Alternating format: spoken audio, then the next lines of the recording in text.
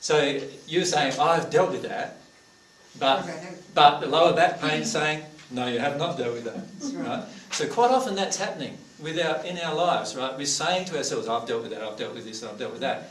But the law of attraction doesn't apply to you. Right? God's laws are perfect. Completely perfect. All right?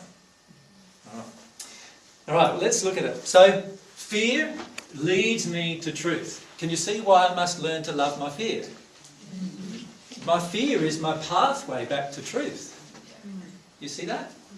Like every single thing I'm afraid of is actually what I need to learn. So something in there every single time. Every single thing I'm afraid of. But what we often do is we live in this fear. So what happens is we in this state of fear, we get into this panic and we live in the panic. We actually make decisions based around the panic, nursing the panic, cotton wooling the panic, making sure that everything in our lives conforms so that we don't feel that panic, right? And that is not leading us back to truth then. All we're doing is we're staying locked up in a state that is never ever going to change until we confront it and see the truth. And that is that if we feel the fear and go what's underneath it and feel the emotions underneath it, it'll lead us back home. So I think of truth, like divine truth is my home. Right? That's where I want to live. Right? There's two truths. There's that truth, which is the truth of your pain, but then there's also the God's perspective of that truth. Is it? I'm only talking about God's perspective of the truth. Okay. Yeah, and that is going to firstly require your personal truth. And we'll talk tomorrow about the difference between personal truth and God's truth. Right? But when I'm talking about this truth, I'm talking about God's truth. Okay. All right? All fear, everything is a result of me not accepting God's truth. Yeah. Yeah. Not my own truth.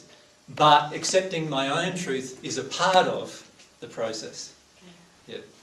But understand, all of us here are in a state of error, are we not? Right? Do you know everything about that God knows? Obviously not. I don't. So then I'm in a state of error at some point, aren't I?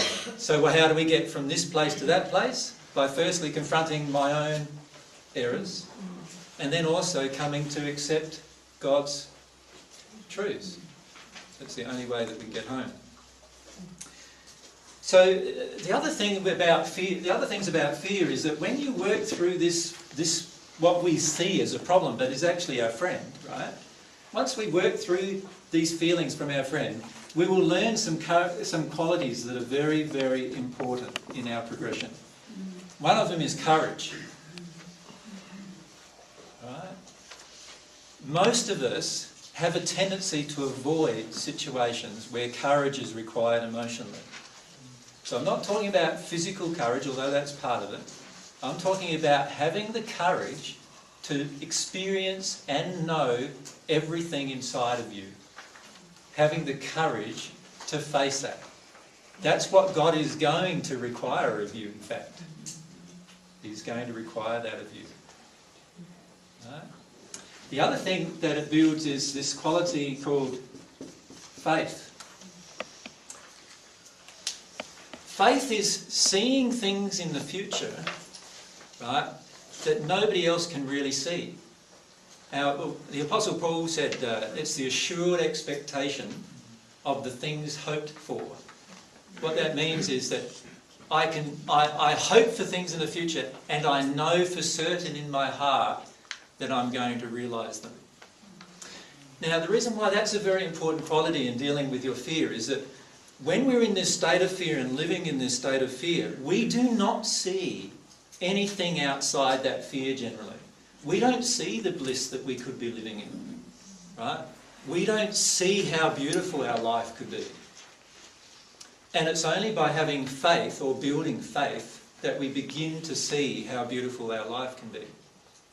And faith is a necessary requirement of you dealing with your emotions, because there are some times when you're dealing with your emotions that you're going to feel so bad and you're going to feel so alone and so distraught and so hopeless that it's only your faith that is going to keep you emotionally processing.